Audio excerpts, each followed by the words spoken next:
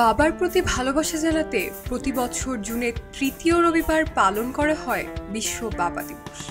প্রতিটি মানুষের জীবনে তাদের বাবা মাই সবচেয়ে আপনজন। তাদের ভালোবাসায় বেড়ে ওঠে সন্তানরা।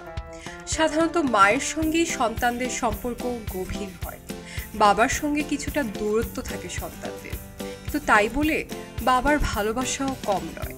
তিনি সারাটি জীবন ব্যয় করেন সন্তানদের এবং পরিবারের পেছনে। সেই কৃতজ্ঞতা প্রকাশ করতেই পালিত হয় দিনটি।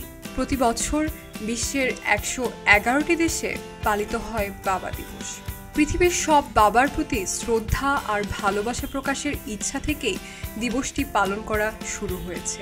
তবে অস্ট্রেলিয়া, নিউজিল্যান্ড সহ কয়েকটি দেশে সেপ্টেম্বরের প্রথম রবিবার বাবা দিবস পালন করা হয়ে থাকে।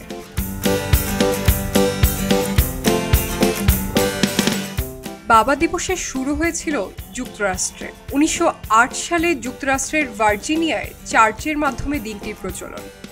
অন্যরা বলেন ওয়াশিংটনের ভ্যানকুভারে প্রথম বাবা দিবস পালন করা হয়।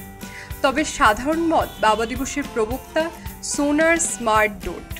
যখন তার বয়স 16, তখন তার মা ষষ্ঠ সন্তান জন্ম দিতে গিয়ে মারা যান। পরিবারের সোনারই ছিলেন একমাত্র কন্যা। পূর্ব ওয়াশিংটনের এক গ্রামের ফার্মে তারপর থেকে ডোডোর বাবা নবজাতক সহ 5টি সন্তান মানুষ করার দায়িত্ব কাঁধে তুলে নেন। সোনার বড় হওয়ার পর অনুভব করলেন 6টি সন্তান একা একা মানুষ করতে কি ভীষণ পরিশ্রমী না তার বাবাকে করতে হয়েছে।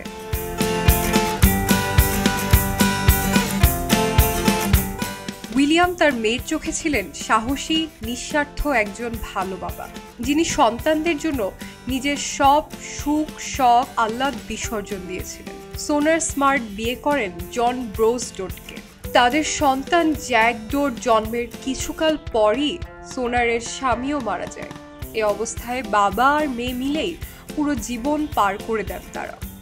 বাবার প্রতি সম্মান জানাতে বাবা দিবস ঘোষণার বিষয়টি সোনারের চিন্তায় আসে 1909 সালে।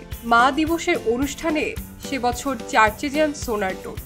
অনুষ্ঠানে এসেই তার মনে হয় মা দিবসের মতো বাবাদের জন্য একটি দিবস করা প্রয়োজন, যেখানে মায়েদের মতো বাবাদেরও সম্মান জানানো হবে, প্রকাশ করা হবে ভালোবাসা। যুক্তরাষ্ট্রের স্পোকেন মন্ত্রিসভার কাছে তিনি তার বাবার জন্মদিন 5 জুনকে বাবা দিবস হিসেবে ঘোষণা করার প্রস্তাব পাঠান। তার প্রস্তাবের প্রশংসা করলেও মন্ত্রিসভা 5 জুনকে বাবা দিবস ঘোষণা করতে রাজি হয়নি। তারা জুন মাসের তৃতীয় রবিবারকে বাবা দিবস হিসাবে ঘোষণা করে।